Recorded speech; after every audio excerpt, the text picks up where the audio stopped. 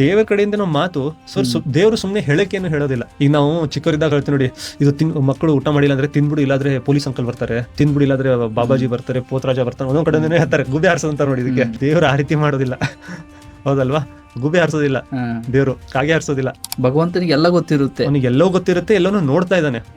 ಅವನು ಎಲ್ಲರಿಗಿಂತಲೂ ಜಾಸ್ತಿ ಸೂಕ್ಷ್ಮದರ್ಶಿ. ಇಲ್ಲಿ ಸಲ್ಲುವವರು ಅಲ್ಲಿಯೂ ಸಲ್ಲುವರಯ್ಯ, ಇಲ್ಲಿ ಸಲ್ಲದವರು ಅಲ್ಲಿಯೂ ಸಲ್ಲದರಯ್ಯ. ಇಲ್ಲಿ ನೀನ್ ಕೆಟ್ಟ ಕೆಲಸ ಮಾಡ್ಬಿಟ್ಟು ಅಲ್ಲಿ ನೀನು ಸಲ್ತೀನಿ, ಒಳ್ಳೆನಾಗ್ತೀನಿ, ಸಕ್ಸಸ್ಫುಲ್ ಆಗ್ತೀನಿ ಅನ್ನೋದಕ್ಕೆ ಸಾಧ್ಯ ಇಲ್ಲ. ಎಲ್ಲರೂ ಕೇಳ್ತಾರೆ ಎಪ್ಸ್ಟೀನ್ ಫೈಲ್ಸ್, ಎಪ್ಸ್ಟೀನ್ ಐಲ್ಯಾಂಡ್ ಬಗ್ಗೆ ಕೇಳಿದ್ವಿ. ಇಷ್ಟು ಜನರನ್ನ ಇಷ್ಟೆಲ್ಲ ಪೀಡನೆ ಯಾತನೆ ಕೊಟ್ಬಿಟ್ಟು ಅಷ್ಟು ಸಲೀಸಾಗಿ ಸತ್ಬಿಟ್ನಲ್ಲ ವಯ್ಯ ಅಂತ ಒಂದ್ಸರ್ತಿ ಅನ್ಸುತ್ತೆ ನಂಗೆ. ಅವ್ನಿಗೆ ಶಿಕ್ಷೆ ಸಿಕ್ಕಂಗಾಯ್ತಾ? ಅದು ನನ್ನ ಪ್ರಕಾರ ಅಂತೂ ಅವನಿಗೆ ಆ ಶಿಕ್ಷೆ ಸಿಕ್ಕಿಲ್ಲ. ಆ ಪ್ರತಿಯೊಂದು ಕೂಗು ಏನಿದೆ ಅಲ್ವಾ ಮಗುದು, ಅದರದ ಒಂದು ಶಿಕ್ಷೆ ಅವನಿಗೆ ಸಿಗ್ಬೇಕು. ಭಾವೈಕ್ಯ ಪ್ರತಿ ಭಾನುವಾರ ಒಂದು ಆನ್ಲೈನ್ ಸೆಷನ್ ನಡೆಸ್ತಾ ಇದೆ. ನಿಮಗೇನಾದ್ರು ಜೀವನದ ಬಗ್ಗೆ, ಧರ್ಮದ ಬಗ್ಗೆ, ದೇವರ ಬಗ್ಗೆ ತಿಳ್ಕೋಬೇಕು ಅನ್ನೋ ಆಸಕ್ತಿ ಇತ್ತು ಅಂದ್ರೆ ಡಿಸ್ಕ್ರಿಪ್ಷನ್ ಅಲ್ಲಿ ವಾಟ್ಸ್ಆಪ್ ನಂಬರ್ ಅನ್ನ ಹಾಕಿರ್ತೀವಿ. ನೀವು ಅದಕ್ಕೊಂದು ಹಾಯ್ ಅಂತ ಮೆಸೇಜ್ ಕಳಿಸಿದ್ರೆ ನಾವು ನಿಮಗೆ ಸೆಷನ್ ಲಿಂಕ್ ಅನ್ನ ಶೇರ್ ಮಾಡ್ತೀವಿ. ಭಾವೈಕ್ಯ ಕಡೆಯಿಂದ ಒಂದು ಆಪ್ ಕೂಡ ಇದೆ. ಈ ಒಂದು ಲಿಂಕ್ ಅನ್ನು ಕೂಡ ಡಿಸ್ಕ್ರಿಪ್ಷನ್ ಅಲ್ಲಿ ಕೊಟ್ಟಿರ್ತೀವಿ, ನೀವು ಅಲ್ಲಿ ಹೋಗಿ ಡೌನ್ಲೋಡ್ ಮಾಡಬಹುದು. ಮತ್ತೆ ಇದು ಪ್ಲೇ ಸ್ಟೋರ್ ಅಲ್ಲಿ ಕೂಡ ಲಭ್ಯವಿದೆ.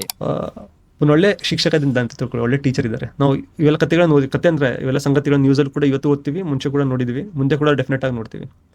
ಹಲವಾರು ಒಂದು ಊರುಗಳಲ್ಲಿ ಒಂದೂರಿಂದ ಇನ್ನೊಂದು ಊರಿಗೆ ಹೋಗ್ಬೇಕಂದ್ರೆ ಈಗೂ ಸ್ವಲ್ಪ ಚಿಕ್ಕ ಒಂದು ನದಿ ಅಂತ ಹೇಳಕ್ಕಲ್ಲ, ಕೆರೆಯನ್ನ ದಾಟಬೇಕು.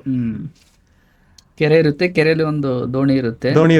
ಕೆಲವೊಂದ್ ಸರ್ತಿ ಅಂತೂ ಈಜಾಡ್ ಹೋಗ್ತಾರೆ ಅಂತ ಕೂಡ ಒಂದು ಸಮಯ ಇದೆ. ಯಾಕಂದ್ರೆ ಬ್ರಿಡ್ಜ್ ಇರೋದಿಲ್ಲ, ದೋಣಿ ಸಿಗೋದಿಲ್ಲ. ಹಲವಾರು ಇಂದಿಗೂ ಕೂಡ ಈ ರೀತಿ ಹಲವಾರು ಗುರುಗಳಿದ್ದಾರೆ, ಟೀಚರ್ಸ್ಗಳಿದ್ದಾರೆ. ತಮ್ಮೂರಿನಿಂದ ಪಕ್ಕದೂರಿಗೆ ಆ ಕೆರೆಯನ್ನ ದಾಟ್ಬಿಟ್ಟು ಹೋಗ್ಬಿಟ್ಟು ಮಕ್ಕಳನ್ನ ಕಲ್ಸ್ಬರ್ತಾರೆ, ದುಡ್ಡಿಗಾಗಿಲ್ಲ. ಇದು ನನ್ನ ಕರ್ತವ್ಯ, ನನ್ನ ಧರ್ಮ ಅಂತ ತಿಳ್ಕೊಂಡ್ಬಿಟ್ಟು ಮಾಡೋ ಕೂಡ ಜನ ಇದ್ದಾರೆ. ಅದಕ್ಕೆ ನಾವು ಹೇಳ್ತೀವಲ್ಲ, ಮಳೆ ಬೆಳೆ ಎಲ್ಲ ಕರೆಕ್ಟ್ ಆಗ್ತಾ ಇದೆ.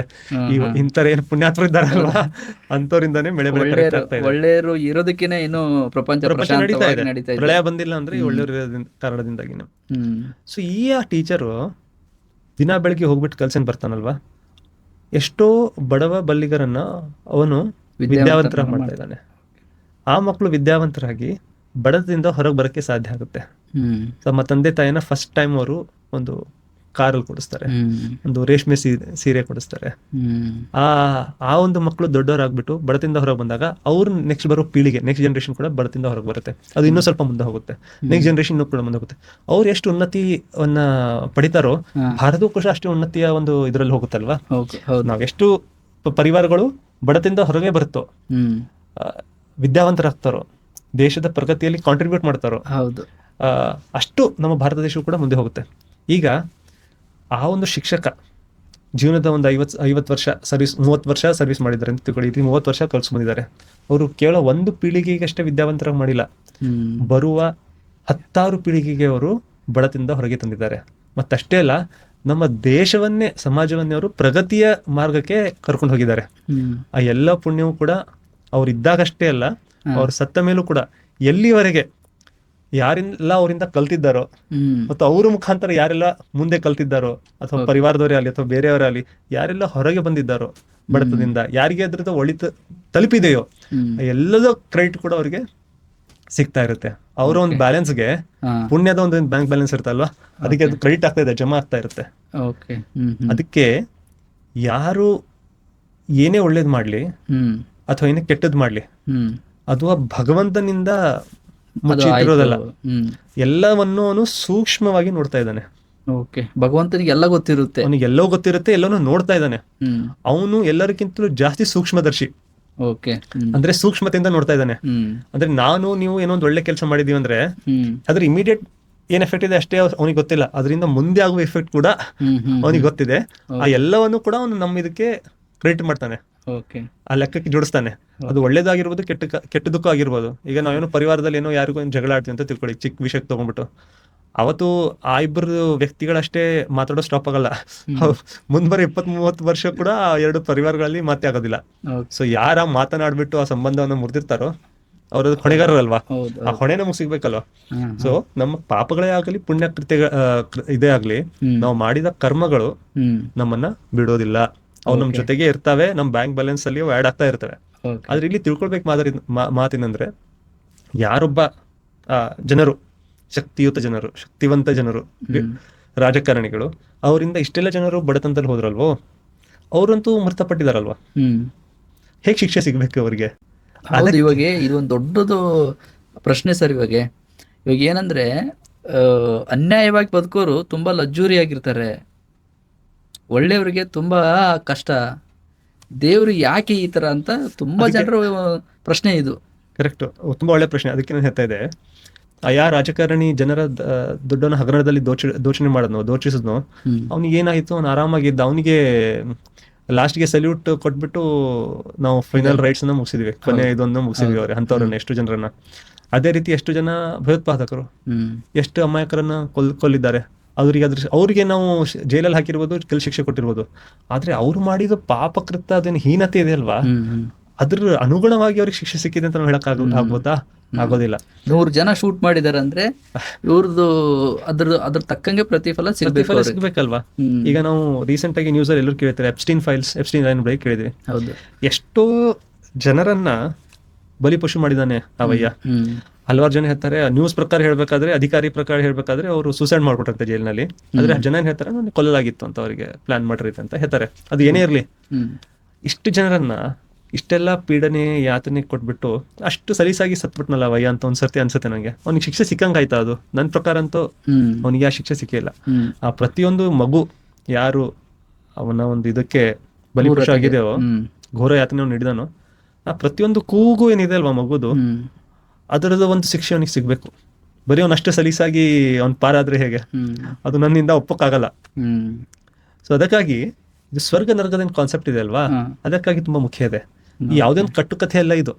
ನಿಮ್ಗೆ ಎಲ್ಲಾ ಮೇಜರ್ ಪ್ರಮುಖ ಗ್ರಂಥಗಳಲ್ಲಿ ಇದ್ರ ವ್ಯಾಖ್ಯಾನ ಸಿಗುತ್ತೆ. ಹಲವಾರು ಜನ ಹೇಳ್ತಾರೆ ನೋಡಿ, ಈ ಸ್ವರ್ಗ ನರಕ ಯಾರು ನೋಡಿದ್ದಾರೆ, ಅದೇನೆಲ್ಲ ನಿಜ ಅಲ್ಲ. ಜನರು ಒಂದು ಒಳ್ಳೆ ರೀತಿಯಲ್ಲಿ ಇರಬೇಕು, ಸುಸಂಸ್ಕೃತವಾದ ಸಭ್ಯ ಸಮಾಜ ಇರಬೇಕು, ಮೊರಾಲಿಟಿ ನೈತಿಕತೆ ಜನರಲ್ಲಿ ಬೆಳೆಸಬೇಕು ಅಂತ ಹೆದರ್ಸಕ್ಕೆ ಒಂದು ಇಟ್ಟಿದ್ದಾರೆ ಅಂತ ಹೇಳ್ತಾರೆ. ಈಗ ನೋಡಿ, ದೇವರ ಕಡೆಯಿಂದ ನಾವು ಮಾತು ದೇವರು ಸುಮ್ನೆ ಹೇಳಕ್ಕೇನು ಹೇಳೋದಿಲ್ಲ. ಈಗ ನಾವು ಚಿಕ್ಕವರಿದ್ದಾಗ ಹೇಳ್ತೀವಿ ನೋಡಿ, ಇದು ಮಕ್ಕಳು ಊಟ ಮಾಡಿಲ್ಲ ಅಂದ್ರೆ ತಿನ್ಬಿಡು, ಇಲ್ಲಾದ್ರೆ ಪೊಲೀಸ್ ಅಂಕಲ್ ಬರ್ತಾರೆ, ತಿನ್ಬಿಡು ಇಲ್ಲಾದ್ರೆ ಬಾಬಾಜಿ ಬರ್ತಾರೆ, ಪೋತರಾಜ ಬರ್ತಾರೆ. ಒಂದೊಂದ್ ಕಡೆ ಹೇಳ್ತಾರೆ ಗುಬ್ಬೆ ಹಾರಿಸೋದಂತ ನೋಡಿ, ಇದಕ್ಕೆ ತಿನ್ಬಿಡು ಇಲ್ಲಾದ್ರೆ ಕಾಗೆ ಬರುತ್ತೆ ನೋಡು, ಕಾಗೆ ತಿನ್ಸ್ತೀನಿ ನೋಡು ಅಂತ ಹೇಳ್ತಾರೆ ಮಕ್ಕಳಿಗೆ. ದೇವ್ರು ಆ ರೀತಿ ಮಾಡೋದಿಲ್ಲ, ಹೌದಲ್ವಾ? ಗುಬ್ಬೆ ಹಾರಿಸೋದಿಲ್ಲ ದೇವ್ರು, ಕಾಗೆ ಹಾರಿಸೋದಿಲ್ಲ. ಇದೆ ಅಂದ್ರೆ ಇದೆ, ಸುಮ್ನೆ ಟೈಮ್ ಪಾಸ್ಗೆ ದೇವ್ರು ಸೀರಿಯಸ್ ಇಲ್ಲದೆ ಏನು ಹೇಳೋದಿಲ್ಲ. ಏನಾದ್ರು ವಿಷಯನ ದೇವ್ರು ಹೇಳಿದಾನೆ ಬಂದಿದೆ ಅಂದ್ರೆ ಅದು ಸೀರಿಯಸ್ ಆಗಿ ಇರುತ್ತೆ. ಅದಕ್ಕಾಗಿ ಇದು ಹಲವಾರು ಕಡೆ ಉಲ್ಲೇಖ ಸಿಗುತ್ತೆ. ಮತ್ತೆ ನೋಡಿ, ನೀವು ನ್ಯಾಯ ಸಿಗಬೇಕು, ನ್ಯಾಯವು ಕೇವಲ ಸಿಗುವುದಷ್ಟೇ ಅಲ್ಲ, ಅದು ಸಿಕ್ಕಿದೆ ಅಂತ ಕಣ್ಣಿಂದಾನು ಕಾಣಿಸ್ಬೇಕು. ಈಗ ಒಬ್ಬ ಪೀಡಿತನಿಗೆ, ಸಂತ್ರಸ್ತನಿಗೆ ನನಗೆ ನ್ಯಾಯ ಸಿಕ್ಕಿದೆ ಅಂತ ಕಾಣಿಸೋದು ತುಂಬಾ ಅವಶ್ಯಕ. ಅವಾಗ್ಲೇ ಅವನಿಗೆ ಮನಸ್ಸಿಗೆ ಶಾಂತಿ ಸಿಗುತ್ತಲ್ವಾ? ಈಗ ನೀವೊಂದು ಯಾರೊಬ್ರು ಯಾರಿಗೋ ದುಡ್ಡು ದೋಚಿದ್ದಾರೆ, ಅವ್ನು ಕೋರ್ಟ್ ಕೇಸ್ ಹಾಕಿದ್ದಾನೆ, ಹೌದಲ್ವಾ? ಆ ಕೋರ್ಟ್ ಯಾವಾಗ ಅವನಿಗೆ ಶಿಕ್ಷೆನ ಅನೌನ್ಸ್ ಮಾಡುತ್ತೋ ಅವಾಗ ಮಾಡಿದ್ದು ಇದಕ್ಕೆ ಅವನಿಗೆ ಶಿಕ್ಷೆ ಸಿಗುತ್ತೆ. ಸೊ ಅದಕ್ಕೆ ಕೋರ್ಟ್ ಹೇಳುತ್ತೆ, ಕಾನೂನು ಹೇಳುತ್ತೆ ಅಂದ್ರೆ ಜಸ್ಟಿಸ್ ಸಿಕ್ಕಿದೆ ಅಂತ ಅಷ್ಟೇ ಅಲ್ಲ, ಜಸ್ಟಿಸ್ ಸಿಕ್ಕಿದೆ ಅಂತ ಜನ ನೋಡ್ಬೇಕು. ಅವಾಗೆ ಅವರಿಗೆ ಪ್ರಾಮಾಣಿಕೆ ಮೇಲೆ ಟ್ರಸ್ಟ್ ಬರುತ್ತೆ, ವಿಶ್ವಾಸ ಇರುತ್ತೆ. ಈಗ ದೇವರು ನ್ಯಾಯವಂತನಲ್ವಾ, ನ್ಯಾಯಾಧೀಶ. ನಮ್ಮ ಒಂದು ಕೋರ್ಟ್ಗಳಿಂದಾನೇ ನಾವು ಇದನ್ನ ಎಕ್ಸ್ಪೆಕ್ಟ್ ಮಾಡ್ತೀವಿ ಅಂದ್ರೆ ದೇವರಿಂದ ನಾವು ಇದು ಎಕ್ಸ್ಪೆಕ್ಟ್ ಮಾಡ್ಬೇಕೇ ಅಲ್ವಾ? ಸೊ ದೇವ್ರು ಬರೀ ನ್ಯಾಯವನ್ನ ಕೊಡೋದಿಲ್ಲ. He does not just deliver justice, he will ensure that is witnessed. ಅಂದ್ರೆ ನೀವು ಬರೇ ನಿಮ್ಗೆ ನ್ಯಾಯ ಕೊಡೋದಿಲ್ಲ, ದೇವರು ನ್ಯಾಯ ಸಿಕ್ಕಿದೆ ಅಂತ ಎಲ್ರು ತಮ್ಮ ಕಣ್ಣಿಂದ ತಾವು ನೋಡ್ಬೇಕು, ಅವ್ರ ಮನಸ್ಸಿಗೆ ಶಾಂತಿ ಆಗ್ಬೇಕು, ಆ ರೀತಿ ನ್ಯಾಯ ಕೊಡ್ತಾನೆ. ಯಾಕಂದ್ರೆ ನಮ್ ಕಾನೂನೇ ಇದೊಂದು ಪ್ರಿನ್ಸಿಪಲ್ ಅನ್ನ, ಸಿದ್ಧಾಂತನ ಫಾಲೋ ಮಾಡುತ್ತೆ ಅಂದ್ರೆ ಅವನ ಒಂದು ಕೋರ್ಟ್ ಅಲ್ಲಿ ನಮ್ಗೆ ನ್ಯಾಯ ಸಿಗೋದಿಲ್ವಾ? ಖಂಡಿತ. ಸೊ ಅದಕ್ಕಾಗಿ ಸ್ವರ್ಗ ನರಕ ಇದೆ. ಯಾರಿಗೆಲ್ಲ ಇಲ್ಲಿ ಶಿಕ್ಷೆ ಸಿಕ್ಕಿಲ್ವೋ ಅವರಿಗೆ ಖಂಡಿತವಾಗಿ ಅಲ್ಲಿ ಶಿಕ್ಷೆ ಸಿಗುತ್ತೆ. ಅವ್ರಿಗೆ ಶಿಕ್ಷೆ ಸಿಗೋದನ್ನ ಸಂತ್ರಸ್ತರು, ಪೀಡಿತರು ನೋಡ್ತಾರೆ, ಅವರಿಗೆ ಮನಃಶಾಂತಿ ಆಗತ್ತೆ. ನನಗೆ ಏನು ಕಷ್ಟ ಸಿಕ್ಕಿದೆ, ನನಗೇನು ಪೀಡನೆ ಯಾತನೆ ಆಗಿದೆಯೋ, ನನಗೆ ಇವತ್ತು ಅದರದ ಒಂದು ಜಸ್ಟಿಸ್ ನನಗೆ ಸಿಕ್ಕಿದೆ, ನ್ಯಾಯ ನನಗೆ ದೊರಕಿದೆ ಅಂತ ಅವರಿಗೆ ಅನ್ನಿಸ್ಬೇಕು. ಆವಾಗಲೇ ಆ ಕರ್ಮದ ಫಲ ಅವನಿಗೆ ಸಿಕ್ಕಿದೆ, ನಮ್ಮ ಕರ್ಮದ ಫಲ ನಮಗೆ ಸಿಕ್ಕಿದೆ ಅಂತ ನಾವು ಖಚಿತವಾಗಿ ಹೇಳ್ಬೋದು. ಅದಕ್ಕಾಗಿ ಹೇಳ್ತಾರ, ದೇವರಿಗೆ ಕರ್ಮಫಲದಾತ ಅಂತ ಹೇಳ್ತಾರೆ, ಕರ್ಮದ ಫಲವನ್ನು ನೀಡುವನು. ಅದಕ್ಕೆ ಅವನಿಗೆ ನ್ಯಾಯವಂತ ಕೂಡ ಅಂತಾರೆ. ಅವನು ನ್ಯಾಯವಾದ ರೀತಿಯಲ್ಲಿ ಪ್ರತಿಯೊಬ್ಬರ ಕರ್ಮದ ಫಲಗಳನ್ನು ಕೊಡ್ತಾನೆ. ಅವನು ಸೂಕ್ಷ್ಮವಾಗಿ ಎಲ್ಲವನ್ನು ಅಕೌಂಟ್ ಮಾಡಿ ಇಟ್ಟಿದ್ದಾನೆ, ಹೌದಲ್ವಾ? ಯಾರ್ಯಾರು ಏನೇನ್ ಮಾಡಿದ್ದಾರೆ, ಎಷ್ಟು ಮಾಡಿದ್ದಾರೆ, ಅದರಿಂದ ಎಷ್ಟು ಜನರಿಗೆ ಕಷ್ಟ ಆಗಿದೆ, ಎಷ್ಟು ಜನರಿಗೆ ನೋವು ಸಿಕ್ಕಿದೆ, ಎಷ್ಟು ಜನರು ಸಂತ್ರಸ್ತಿದ್ದಾರೆ, ಎಷ್ಟು ಪೀಳಿಗೆವರೆಗೆ ಅದ್ರ ಎಫೆಕ್ಟ್ ಇದೆ, ನೀವು ಯೋಚಿಸಕ್ಕಾಗಲ್ಲ. ಆ ಎಲ್ಲದ ಕ್ಯಾಲ್ಕುಲೇಷನ್ ಇಟ್ಬಿಟ್ಟು ಆ ಪ್ರಕಾರ ವ್ಯಕ್ತಿಗೆ ಅವನು ಒಂದು ಶಿಕ್ಷೆನ, ಪನಿಷ್ಮೆಂಟ್ ಅನ್ನು ಕೊಡ್ತಾನೆ. ಮತ್ತೆ ಈ ಉಲ್ಲೇಖ ಎಲ್ಲ ಕಡೆ ಸಿಗುತ್ತೆ. ಏನಾಗುತ್ತೆ ಜನ ಅಂದ್ರೆ, ಯಾಕೆ ಈ ಸ್ವರ್ಗ ನರಕ ಒಂದು ಹಾಸ್ಯಾಸ್ಪದ ವಿಷಯ ಯಾಕಾಗಿದೆ, ನೆಗ್ಲೆಕ್ಟ್ ಮಾಡಿರೋ ವಿಷಯ ಯಾಕಾಗಿದೆ ಅಂದ್ರೆ, ಹಲವಾರು ಕಥೆಗಳನ್ನ ನಾವು ಜೋಡಿಸಿದ ಇದ್ರ ಜೊತೆಗೆ, ಹೌದಲ್ವಾ?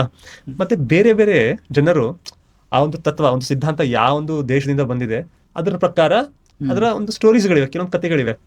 ನಾವು ಕಥೆಗಳ ಮೇಲೆ ಜಾಸ್ತಿ ಫೋಕಸ್ ಮಾಡ್ತೀವಿ. ಈಗ ಉದಾಹರಣೆಗೆ ನೀವು ಕೆಲವೊಬ್ರು ಏನ್ ಹೇಳ್ತಾರೆ, ಕೆಲವೊಂದು ಗ್ರಂಥಗಳಲ್ಲಿ ಪಾಪ ಮಾಡಿದವರಿಗೆ ಎಣ್ಣೆಯಲ್ಲಿ, ಬಿಸಿ ಕುದಿಯುವ ಎಣ್ಣೆಯಲ್ಲಿ ಹಾಕಲಾಗುತ್ತೆ ಅಂತ ಕೆಲವರು ಹೇಳ್ತಾರೆ, ಕರೆಕ್ಟಾ? ಇನ್ನೊಬ್ರು ಏನ್ ಹೇಳ್ತಾರೆ ಅಂದ್ರೆ, ಕೆಲವೊಬ್ಬರಿಗೆ ಯಾರು ತಪ್ಪು ಮಾಡಿರ್ತಾರಲ್ವಾ, ದೊಡ್ಡ ಕಲ್ಲಿನ ಬಂಡೆ ತಗೊಂಡ್ಬಿಟ್ಟು ತಲೆ ಜಜ್ಜಲಾಗುತ್ತೆ ಅಂತ ಹೇಳ್ತಾರೆ, ರಕ್ತ ಮತ್ತು ಕೀವನ್ನು ಬಿಡಿಸಲಾಗುತ್ತೆ ಅಂತ ಹೇಳ್ತಾರೆ. ಈ ರೀತಿ ಶಿಕ್ಷೆಗಳನ್ನ ಹೇಳಿದ್ದಾರೆ. ಶಿಕ್ಷೆಗಳನ್ನ ಯಾಕೆ ಹೇಳಿದ್ದಾರೆ ಅಂದ್ರೆ, ಸುಮ್ನೆ ಹೇಳಕ್ಕಂತ ಹೇಳ್ತಾ ಇಲ್ಲ. ಈ ಶಿಕ್ಷೆ ನಿಮ್ಗೆ ಸಿಗುತ್ತೆ, ನೀವು ಈಗಲೇ ಜಾಗೃತರಾಗಿ ಕೆಟ್ಟದ್ದನ್ನು ಬಿಟ್ಟು ಒಳ್ಳೇದನ್ನ ಮಾಡಿ ಅಂತ ಹೇಳಕ್ಕಾಗಿ ನೀವು ಹೇಳಿದ್ದಾರೆ. ಹೆದರ್ಸಕ್ಕಂತೂ ಇದೇ ಇದೆ, ಅದ್ರ ಬರೀ ಸುಮ್ನೆ ಹೆದರ್ಸಕ್ಕಂತಲ್ಲ, ಎಚ್ಚರಿಕೆ ಅಂತೂ ನೀಡ್ತಾ ಇದ್ದಾರೆ. ಅದ್ರ ನೀವು ಒಳ್ಳೆ ಮಾರ್ಗದಲ್ಲಿ ನಡೆದಿಲ್ಲ, ನೀವು ಜನರಿಗೆ ಸುಳ್ಳಾಡೋರಾಗಿದ್ರಿ, ಮೋಸ ಮಾಡೋರಾಗಿದ್ರಿ, ದುಡ್ಡು ದೋಚೋರಾಗಿದ್ರಿ, ಹಗರಣಗಳನ್ನ ಮಾಡೋರಾಗಿದ್ರಿ, ನೀವು ಶಿಕ್ಷೆಗೆ ರೆಡಿ ಆಗಿರಿ ಅಂತ ಕೂಡ ದೇವ್ರು ಹೇಳ್ತಾ ಇದ್ದಾನೆ. ಹೌದಲ್ವಾ? ಹಾ, ಬೇರೆ ಬೇರೆ ಗ್ರಂಥಗಳಲ್ಲಿ ಬೇರೆ ಬೇರೆ ರೀತಿ ಉಲ್ಲೇಖ ಇದೆ. ಇಲ್ಲಿ ಪಾಯಿಂಟ್ ಯಾವತ್ ಸರಿ ಯಾವತ್ ತಪ್ಪು ಅಂತಲ್ಲ. ಇಲ್ಲಿ ಪಾಯಿಂಟ್ ಏನಂದ್ರೆ, ಇದರಲ್ಲಿ ಮೂರರಲ್ಲಿ ಯಾವ ಶಿಕ್ಷೆ ಬಂದ್ರು ಕಠಿಣನೇ ಅಲ್ವಾ, ಯಾವ ಯಾತ್ರೆ ಕಠಿಣನೇ ಅಲ್ವಾ. ಸೊ ಇಲ್ಲಿ ಯಾವ್ದು ಎಕ್ಸಾಂಪಲ್ ಎದಕ್ಕಿದೆ ಅಂತ ಇಂಪಾರ್ಟೆಂಟ್ ಅಲ್ಲ, ಆದ್ರೆ ಇದು ನಿಜ ಇದೆ, ಈ ರೀತಿ ಆಗುತ್ತೆ ಅಂತ ಎಲ್ಲ ಕಡೆ ಬಂದಿದೆ. ಅವ್ರು ಏನ್ ಮಾಡಿರ್ತಾರೆ ಅವ್ರು ಅದನ್ನ ಮಾತ್ರ ಅನುಭವಿಸಿ ಅನ್ಸ್ಬೇಕಲ್ವಾ, ಇಲ್ಲಾಂದ್ರೆ ನ್ಯಾಯ ಆಗಿದೆ ಅಂತ ಹೇಳಕ್ ಸಾಧ್ಯ. ಹಾಗಾಗಿ ಮಹಾಭಾರತದಲ್ಲಿ ಒಂದು ಸ್ವರ್ಗಾರೋಹಣ ಪರ್ವ ಅಂತ ಇದೆ. ಸ್ವರ್ಗಾರೋಹಣ ಅಂದ್ರೆ ಎಂಟ್ರಿ ಟು ಸ್ವರ್ಗ ಅಂದಂಗ, ಆ ರೀತಿ. ಆರೋಹಣ ಅಂದ್ರೆ ಮೇಲಕ್ ಹೋಗೋದು. ದೊಡ್ಡ ಇದೆ. ಲಾಸ್ಟ್ ಇಂದ ಪಾರ್ಟ್ ಬರ್ತೀನಿ. ಎದಕ್ಕೆ ಹೇಳ್ತಾ ಇದೀನಿ ಅಂದ್ರೆ, ಯುಧಿಷ್ಠಿರ ಲಾಸ್ಟ್ ಎಲ್ಲರ ಆದ್ಮೇಲೆ ಧರ್ಮರಾಜ ಯುಧಿಷ್ಠಿರು ಸ್ವರ್ಗಕ್ಕೆ ಹೋಗ್ತಾರೆ.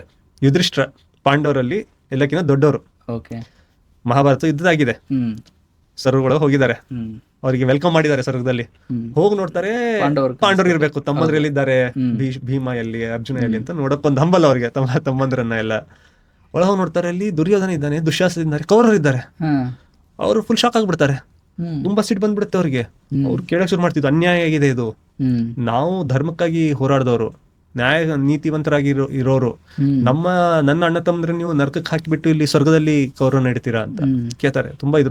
ಆವಾಗ ಅವ್ರಿಗೆ ಶಾಂತ ಮಾಡಿ ಏನ್ ಹೇಳಲಾಗುತ್ತೆ ಅವ್ರಿಗೆ ಅಂದ್ರೆ, ನೋಡಿ, ಒಳ್ಳೆ ಜನರು ಕೆಲವೊಂದು ಕೆಟ್ಟ ಕೆಲಸಗಳನ್ನ ಮಾಡಿರ್ತಾರೆ, ಅಲ್ಪ ಸ್ವಲ್ಪ ತಪ್ಪಾಗಿರುತ್ತೆ, ಅದೊಂದ್ಸರಿ ಮಾಡಿರ್ತಾರೆ ತಪ್ಪುಗಳು. ಎಲ್ಲರೂ 100% ಒಳ್ಳೆಯವರಾಗಕ್ಕೆ ಸಾಧ್ಯ ಇಲ್ಲ. ಅದೇ ರೀತಿ ಎಷ್ಟೇ ಜನ ಕೆಟ್ಟಿದ್ರು ಕೆಲವೊಬ್ರು ಒಳ್ಳೆ ಕೆಲಸವನ್ನು ಮಾಡಿರ್ತಾರೆ. ಇದೇನು ಕೌರವರಲ್ಲಿ ಸ್ವರ್ಗದಲ್ಲಿ ಕೂತಿದಾರಲ್ವಾ, ಇದು ಟೆಂಪ್ರರಿ. ಒಂದೋ ಎರಡೋ ಒಳ್ಳೆ ಕೆಲಸ ಮಾಡಿದ್ದಾರೆ. ಒಂದ್ ಒಳ್ಳೆ ಕೆಲಸ ಅಂದ್ರೆ ತಮ್ಮ ಒಂದು ಕ್ಷತ್ರಿಯ ಧರ್ಮವನ್ನು ನಿಭಾಯಿಸಿದ್ದಾರೆ, ಯುದ್ಧ ಮಾಡಿದ್ದಾರೆ, ಯುದ್ಧ ಬಿಟ್ಟು ಓಡಿಲ್ಲ. ಮತ್ತೆ ಒಂದೇನೋ ಅಲ್ಲಿ ಇಲ್ಲಿ ಒಂದೆರಡು ಕೆಲಸ ಮಾಡಿದ್ದಾರೆ ಅಂತ ಅವ್ರಿಗೆ ಇದು ಸ್ವರ್ಗ ಟೆಂಪ್ರರಿ ಆಗಿ ಸಿಕ್ಕಿದೆ ಅಷ್ಟೇ. ಹಾಗೆಯೂ ಕೂಡ ಪಾಂಡವರು ಕೂಡ ಒಂದೆರಡು ತಪ್ಪು ಕೆಲಸ ಮಾಡಿರಬಹುದು, ಅದಕ್ಕಾಗಿ ಟೆಂಪ್ರರಿ ಆಗಿ ಅವರನ್ನೆಲ್ಲ ಕೂಡಿಸಿದೆ ಅಂತ. ಅದಕ್ಕಾಗಿ ನಿಮ್ಗೆ ಇದು ತೋರಿಸ್ಲಿಕ್ಕಾಗಿ ನಾವು ಇಲ್ಲಿ ನಿಮ್ಗೆ ತೋರಿಸಿದೀವಿ ಅಂತ ಹೇಳ್ತಾರೆ. ಅಲ್ಲಿಂದ ಹೇಳ್ತಾರೆ, ಒಂದು ಸೀನ್ ಕ್ರಿಯೇಟ್ ಮಾಡ್ತಾರೆ. ಏನಂದ್ರೆ, ಯುಧಿಷ್ಠಿರರು ಹೋಗ್ತಾರೆ ಈ ಕಡೆ ತಮ್ಮಂದ್ರ ಕಡೆಗೆ. ಅವ್ರು ಯಾವ ಕಡೆ ಹೋಗ್ತಾರೆ, ಅದು ನರಕ ಸ್ವರ್ಗದಲ್ಲಿ ಪರಿವರ್ತನೆ ಆಗುತ್ತೆ, ಇಲ್ಲಿನ ಸ್ವರ್ಗ ನರಕಕ್ಕೆ ಪರಿವರ್ತನೆ ಆಗುತ್ತೆ. ಅಂದ್ರೆ ಇವರಿಗೆ ಯಾತನೆ ಶಿಕ್ಷೆ ಕೌರವರಿಗೆ ಸಿಗ್ಲೇಬೇಕಲ್ವಾ. ಮಹಾಭಾರತ ಯುದ್ಧವನ್ನು ಆಗಿರೋದೇ ಇರೋದ್ರಿಂದ ಆ ಶಿಕ್ಷೆ ಅವರಿಗೆಲ್ಲ ಸ್ವರ್ಗ. ಇದ್ರ ಅರ್ಥ ಏನಂದ್ರೆ, ಬರೀ ಸ್ವರ್ಗ ಸಿಕ್ಕಿದೆ ಅಂತಲ್ಲ, ಆ ಸಿಕ್ಕಿರೋದನ್ನ ಕಣ್ಣಿಂದ ಕಾಣಿಸ್ಬೇಕು. Justice must not only be done, but it must be seen to be done. Yudhishthira, ಯಾಕಂದ್ರೆ ಅವರು ಧರ್ಮರಾಜ ಯುಧಿಷ್ಠಿರು ಎಂದು ತಪ್ಪು ಮಾಡಿಲ್ಲ ಅಂತ ಅವ್ರ ಬಗ್ಗೆ ಹೇಳಲಾಗುತ್ತೆ. ಸೊ ಇದರೇನು ಉಲ್ಲೇಖ ಇದೆಲ್ಲ ಸ್ವರ್ಗ ನರಕ, ಇದು ಸುಮ್ಮನೆ ಹೇಳಬೇಕು ಅಂತ ಇಲ್ಲ, ನಿಜವಾಗಿಯೂ ಇದರ ಅಸ್ತಿತ್ವ ಇದೆ. ಒಳಿತವರಿಗೆ ಒಳ್ಳೇದ್ ಮಾಡಿದವರು ಒಳ್ಳೆ ಸಿಗುತ್ತೆ. ಇದು ಯಾಕೆ ಹೇಳಲಾಗಿದೆ ಅಂದ್ರೆ, ಯಾಕಪ್ಪ ನಾವು ಒಳ್ಳೇದ್ ಮಾಡ್ಬೇಕು, ಎಲ್ಲಾ ಕಡೆ ಕೆಟ್ಟ ಜನನೇ ಇದ್ದಾರೆ, ನಾನ್ ಯಾಕೆ ಇಷ್ಟು ಬಡ್ದಾಡ್ಬಿಟ್ಟು ಸತ್ಯ ಹೇಳ್ಬೇಕು, ಎಲ್ಲರೂ ಮೋಸ ಮಾಡ್ಬಿಟ್ಟು ಮನೆ ಕಟ್ತಾ ಇದಾರೆ, ನಾನ್ಯಾಕಪ್ಪ ಒಳ್ಳೆನಾಗಿರ್ಬೇಕಂತ ಗೌರ್ಮೆಂಟ್ ಸರ್ವೆಂಟ್ ಯೋಚಿಸ್ಬೋದಲ್ವಾ. ಅವನಿಗೆ ಇಲ್ಲ, ನೀನ್ ಮಾಡೋದಕ್ಕೆ ನಿನ್ಗೆ ಪ್ರತಿಫಲ ಇದೆ ಅಂತ ಒಂದು ಇದು ಇದ್ದಾಗ ಅವ್ರಿಗೊಂದು ಮೋಟಿವೇಶನ್ ಸಿಗುತ್ತೆ. ಇಲ್ಲ, ನಾನು ಸ್ವಲ್ಪ ದಿನದಲ್ವಾ, 50 ವರ್ಷ 60 ವರ್ಷ ಜೀವನ ಎಷ್ಟು ದೊಡ್ಡ ಜೀವನ, ಹೇಗೋ ನಾನು ಪ್ರಯತ್ನ ಮಾಡ್ತೀನಿ, ನಾನು ಹೋರಾಡ್ತೀನಿ, ಒಳ್ಳೆ ನನ್ ಏನ್ ಸರಿಯಾಗಿ ಅನ್ಸುತ್ತೆ ಅದನ್ನೇ ಮಾಡ್ತೀನಿ ಅಂತ ಪ್ರಯತ್ನ ಪಟ್ರೆ ಅವ್ನಿಗೆ ಏನೋ ಇದೆ ಅಂತ ಒಂದು ಇದು ಇರುತ್ತೆ, ಮೋಟಿವೇಶನ್ ಇರುತ್ತೆ. ತನ್ನಲ್ಲಿರೋ ಒಳ್ಳೆತನ ಕಳ್ಕೊಳ್ಳೋದಿಲ್ಲ, ಮೋಟಿವೇಶನ್ ಸಿಗುತ್ತೆ ಅದಕ್ಕೆ ಅವ್ನಿಗೆ. ಸೊ ಇದೇ ರೀತಿ ಇನ್ನೊಂದು ಎಕ್ಸಾಂಪಲ್ ಬೇರೆ ಬೇರೆ ಗ್ರಂಥಗಳು ಸಿಗುತ್ತೆ. ಸುಮಾರು ಎಕ್ಸಾಂಪಲ್ ಕೊಡ್ತಾ ಇದೀನಿ ನಿಮಗೆ. ಮುಸ್ಲಿಂ ಸಮಾಜದವರಲ್ಲಿ ಒಂದು ಪದ ಇದೆ, ಸಿರಾತ್ ಅಂತ. ಸಿರಾತ್ ಅಂದ್ರೆ ಸ್ವರ್ಗಕ್ಕೆ ಹೋಗೋ ಒಂದು ದಾರಿಯಲ್ಲಿ ಒಂದು ದೊಡ್ಡ ಬ್ರಿಡ್ಜ್ ಇದೆ, ಹೌದಾ. ಆ ಬ್ರಿಡ್ಜ್ ಕೆಳಗೆಲ್ಲ ಹಾಹಾಕಾರ, ಬೆಂಕಿ, ರಕ್ತ, ಕೀವು, ಇದೆಲ್ಲ ಹೋಗೋವಾಗ ಸಡನ್ ಆಗಿ ಅವ್ರಿಗೆ ಸ್ಟಾಪ್ ಮಾಡಲಾಗುತ್ತಂತೆ. ಯಾಕಂದ್ರೆ ಈಗ ನೀವು ಹೋಪ್ ಮಾಡೋಣ ಒಳ್ಳೆ ಜನ ಅಂತ, ಆದ್ರೆ ಮನ್ಸು ನೋಯಿಸಿರ್ತೀವಿ, ಒಂದ್ಸರ್ತಿನೋ ಅಂದಿರ್ತೀರಾ, ನಾನು ನಿಮ್ ಸಹಾಯ ಕೇಳಿರ್ತೀನಿ, ನೀವು ನಂಗೆ ಮಾಡಿರಲ್ಲ, ಅಥವಾ ನಾನು ನಿಮ್ಗೆ ಒಂದ್ಸರ್ತಿನೋ ಅಂದಿರ್ತೀನಿ. ಏನೇನ್ ಇದೆ ಅಲ್ವಾ ಅಲ್ಲೇ ಆ ವಿಷಯಗಳನ್ನೆಲ್ಲ ಮುಗಿಸ್ಕೊಂಡ್ಬಿಡ್ಬೇಕಂತೆ. ಹೌದಲ್ಲ? ಏನೋ ಮನಸ್ಸಲ್ಲಿ ಏನಾದ್ರು ಒಂದು ಆಸ್ಪದ ಇರುತ್ತೆ ನೋಡಿ, ಏನೋ ಒಂದು ಆಗಿರೋದು ಚಿಕ್ಕ ಪುಟ್ಟ ಏನಾದ್ರು ಆಗಿದ್ರೆ, ಒಳ್ಳೆ ಜನ ಇದ್ರು ಕೂಡ ಏನೊಂದು ಆಗಿರುತ್ತೆ ಅಂತ ಅಂತಾರೆ ನೋಡಿ, ಅದೆಲ್ಲ ಮುಗಿಸ್ಕೊಂಡ್ಬಿಟ್ಟು ಅಲ್ಲೇ ಎಲ್ಲ ಕ್ಲೋಸ್ ಮಾಡ್ಬಿಟ್ಟು ಮುಂದೆ ಹೋಗ್ಬೇಕಂತೆ. ಮುಗಿಸ್ಕೊಂಡ್ಬಿಡೋದಂದ್ರೆ ಇನ್ನೊಂದು ವ್ಯವಹಾರಗಳಲ್ಲಿ ತಿಳಿದೇನೋ ಏನೋ ಒಂದು ಮನಸ್ತಾಪ ಆಗಿರುತ್ತೆ, ಮಿಸ್ಅಂಡರ್ಸ್ಟ್ಯಾಂಡಿಂಗ್ ಆಗಿರುತ್ತೆ. ನಾವೇನೋ ನಿಮ್ಗೆ ಒಂದ್ ವ್ಯವಹಾರ ಮಾಡಿರ್ತೀವಿ, ನೀವು 3 ಅಂದಿರ್ತೀರಾ, ನಾನು 100 ಕೇಳಿಸ್ಕೊಂಡಿರ್ತೀನಿ, ಆಗಿರುತ್ತಲ್ವಾ? ಆಗಿರುತ್ತಲ್ವಾ? ನೀವು ತೇರಾ ಅಂತ ಎಂದಿರ್ತೀರಿ ಹಿಂದಿಯಲ್ಲಿ, ನಾ ತೇರಾ ಅಂದ್ರೆ ನಾನು 13 ಅಂತ ತಿಳ್ಕೊಂಡಿರ್ತೀನಿ, ನೀವು ತೇರಾ ಅಂದ್ರೆ ನೀವು ಅಂತೀರಾ. ಆಗಿರುತ್ತೆ ನೋಡಿ, ಆಗಿರುತ್ತೆ 300 100 ಎಲ್ಲ ತುಂಬಾ ಕಾಮನ್. ಈ ರೀತಿ ಏನಾಗಿರುತ್ತೆ ಅದೆಲ್ಲ ಇಲ್ಲೇ ಮುಗಿಸ್ಕೊಂಡ್ಬಿಟ್ಟು ಒಬ್ರೊಬ್ರು ತಪ್ಕೊಂಡ್ಬಿಟ್ಟು ಫ್ರೆಂಡ್ಸ್ ಅಂತ ಸ್ವರೂಪ ಹೋಗಿ ಅಂತ. ಸೊ ಇದೊಂದು ಕಾನ್ಸೆಪ್ಟ್ ಸಿಗುತ್ತೆ ಅಲ್ಲಿ. ಸೊ ಇದ್ರ ಅರ್ಥ ಏನಂದ್ರೆ, ನರಕದ ಯಾತನೆ ತಪ್ಪಿದ್ದಲ್ಲ, ಸ್ವರ್ಗದ ಸುಖ ಕೂಡ ತಪ್ಪಿದ್ದಲ್ಲ. ಓಕೆ, ಅದಕ್ಕಾಗಿ ಒಂದು ನಮ್ಮ ಕನ್ನಡದಲ್ಲಿ ಒಂದು ಇದು ಬರುತ್ತೆ ನೋಡಿ, ಕರ್ತಾರನ ಕಮ್ಮಟ ಅಂತ. ಈ ಭೂಮಿ ಈ ಒಂದು ಜೀವನಕ್ಕೆ ಕರಲಾಗಿದೆ. ಕರ್ತಾರನ ಕಮ್ಮಟ ಅಂದ್ರೆ ವರ್ಕ್ಶಾಪ್. ವಿಶಿಷ್ಟವಾಗಿ ಇದನ್ನ ಕಾಯಿನ್ಸ್ ಇರ್ತಲ್ಲ, ನಾಣ್ಯಗಳು ಇರ್ತಲ್ಲ, ಆ ನಾಣ್ಯಗಳನ್ನ ಮಿಂಟ್ ಮಾಡೋದು, ತಯಾರಿಸೋ ಒಂದು ಕೇಂದ್ರಕ್ಕೆ, ಜಾಗಕ್ಕೆ, ವರ್ಕ್ಶಾಪ್ಗೆ ಕಮ್ಮಟ ಅಂತ ಹೇಳ್ತಾರೆ. ಯಾಕೆ ಈ ಪದ ಬಸವಣ್ಣವ್ರು ಯೂಸ್ ಮಾಡಿದ್ದಾರೆ ಅಂತ, ಎಷ್ಟು ಒಳ್ಳೆ ಪದ ನೋಡಿ, ಅವ್ರು ಏನೂ ಯೂಸ್ ಮಾಡೋದಾಗಿರೋದು. ಕಮ್ಮಟ ಅಂತ ಯಾಕೆ ಬಂದ್ರೆ, ಯಾವಾಗ ಕಾಯಿನ್ಸ್ ಅನ್ನ ಮಿಂಟ್ ಮಾಡ್ತಾ ಇರ್ತಾರಲ್ಲ, ಅದನ್ನ ಪ್ರಕ್ರಿಯೆ ಇದೆ ಅಲ್ವಾ, ಕಾಯಿನ್ಗಳನ್ನ ನಾಣ್ಯಗಳನ್ನ ತಯಾರಿಸೋದ್ರಲ್ಲಿ. ಕೆಲವೊಂದ್ಸರ್ತಿ ಅಲ್ಲಿ ಫೇಕ್ ಕಾಯಿನ್ಸ್ ಆಗುತ್ತೆ ಅಂತ, ಕರೆಕ್ಟ್ ಆಗಿ ಮಿಂಟ್ ಆಗೋದಿಲ್ಲ ಅದು. ಆ ಫೇಕ್ ಕಾಯಿನ್ ಅನ್ನ ಎಸೆದು ಬಿಡ್ತಾರೆ, ಒರಿಜಿನಲ್ ಕಾಯಿನ್ ಅನ್ನ ಅಷ್ಟೇ ಇಡ್ತಾರೆ. ಆದ್ರೆ ಕಮ್ಮಟದ ಕೆಲಸ ಒರಿಜಿನಲ್ ಯಾವುದು ಫೇಕ್ ಯಾವುದು ಅಲ್ಲೇ ಗೊತ್ತಾಗ್ಬಿಡುತ್ತೆ. ಒರಿಜಿನಲ್ ಅಷ್ಟೇ ಹೊರಗೆ ಬರುತ್ತೆ, ಫೇಕು ಎಸೆಯಲ್ಪಡುತ್ತೆ. ಅದೇ ರೀತಿ ಈ ಒಂದು ಭೂಮಿಯಲ್ಲಿ ಕೂಡ ಆ ದೇವರು ನಮ್ಮನ್ನ, ಈ ಕರ್ತಾರ ಅನ್ನೋದು ಕಮ್ಮಟ, ಒಂದು ವರ್ಕ್ಶಾಪ್. ಅವ್ನು ನೋಡ್ತಾ ಇದ್ದಾನೆ ಯಾವ ನಾಣ್ಯ ಕೆಲ್ಸಕ್ಕೆ ಬರೋದು ಕಾಯಿನ್, ಯಾವುದು ಕೆಲ್ಸಕ್ಕೆ ಬರೋದಲ್ಲ ಅಂತ. ನಾವೆಲ್ಲವೂ ಕೂಡ ಅದು ಫೇಕ್ ಕಾಯಿನ್ ಆಗ್ಬಾರ್ದು, ಎಸೆಯಲ್ಪಡೋ ಕಾಯಿನ್ ಆಗ್ಬಾರ್ದು. ಅದು ಎಲ್ಲಿ ಎಸೆಯಲ್ಪಡುತ್ತೆ? ಆ ಒಂದು ನರಕಾಗ್ನಿಯಲ್ಲಿ, ಏನೋ ಉಪಯೋಗ ಇಲ್ಲದೆ ಕಾಯಿನು. ಯಾವ ಕಾಯಿನು? Original coin. ಆ ವರ್ಕ್ಶಾಪ್ ಅಲ್ಲಿ, ಅಂದ್ರೆ ಈ ಒಂದು ಸಂಸಾರದ ಒಂದು ಈ ಜೀವದಲ್ಲಿ ತನ್ನ ಕಾಯಕವನ್ನ ಕರೆಕ್ಟ್ ಆಗಿ ಮಾಡ್ಬಿಟ್ಟು, ದೇವರ ಜ್ಞಾನವನ್ನು ಪಡ್ಕೊಂಡ್ಬಿಟ್ಟು, ಒಳ್ಳೆ ಕೆಲಸಗಳನ್ನ ಮಾಡ್ತಾ, ಒಳ್ಳೆ ಕರ್ಮಗಳನ್ನ ಮಾಡ್ತಾ, ತನ್ನ ಕಾಯಕವನ್ನ ನಿಭಾಯಿಸ್ತಾ, ಒಳಿತಿನ ಮಾರ್ಗದಲ್ಲಿ ನಡೀತಾ, ಆ ಭಗವಂತನ ಸಂಪ್ರೀತಿಗಾಗಿ, ಅವನನ್ನ ಪ್ರಸನ್ನ ಮಾಡ್ಲಿಕ್ಕಾಗಿ ಕೆಲಸ ಮಾಡ್ತಾ ಬರುತ್ತೋ, ಒರಿಜಿನಲ್ ಕಾಯಿನ್ ಆಗಿ ಹೊರಗೆ ಬರುತ್ತೆ. ಅದು ಕೆಲ್ಸಕ್ಕೆ ಬರುತ್ತೆ. ಯಾವುದು ಆ ವರ್ಕ್ಶಾಪ್ ಅಲ್ಲಿ ಫೇಲ್ ಆಗುತ್ತಲ್ವಾ, ಆ ಒಂದು ಪರೀಕ್ಷೆಯಲ್ಲಿ, ಆ ಟೆಸ್ಟ್ ಅಲ್ಲಿ ಟೆಸ್ಟ್ ಮಾಡಿ ನೋಡ್ತಾರಲ್ವಾ, ಕಾಯಿನ್ ಮಿಂಟ್ ಅಂದ್ರೆ ಟೆಸ್ಟ್ ಮಾಡಿ ನೋಡ್ತಾರೆ. ಫೇಲ್ ಆಗಿದ್ದನ್ನ ಹೊರ ಹಾಕ್ಬಿಡ್ತಾರೆ. ಯಾರು ಪಾಸ್ ಆಗ್ತಾರೋ ಅವ್ರು ಮುಂದೆ ಹೋಗ್ತಾರೆ, ಯಾರು ಫೇಲ್ ಆಗ್ತಾರೋ ಎಸಲ್ಪಡ್ತಾರೆ. ಆ ಸ್ವರ್ಗ ನರಕದ ಕಾನ್ಸೆಪ್ಟ್ ಹೀಗೆ. ಇಲ್ಲಿ ಸಲ್ಲುವವರು ಅಲ್ಲಿಯೂ ಸಲ್ಲುವರಯ್ಯ, ಇಲ್ಲಿ ಸಲ್ಲದವರು ಅಲ್ಲಿಯೂ ಸಲ್ಲದರಯ್ಯ. ಇಲ್ಲಿ ನೀ ಕೆಟ್ಟ ಕೆಲಸ ಮಾಡ್ಬಿಟ್ಟು ಅಲ್ಲಿ ನೀನು ಸಲ್ತೀನಿ, ಒಳ್ಳೆನಾಗ್ತೀನಿ, ಸಕ್ಸಸ್ಫುಲ್ ಆಗ್ತೀನಿ ಅನ್ನೋದಕ್ಕೆ ಸಾಧ್ಯ ಇಲ್ಲ.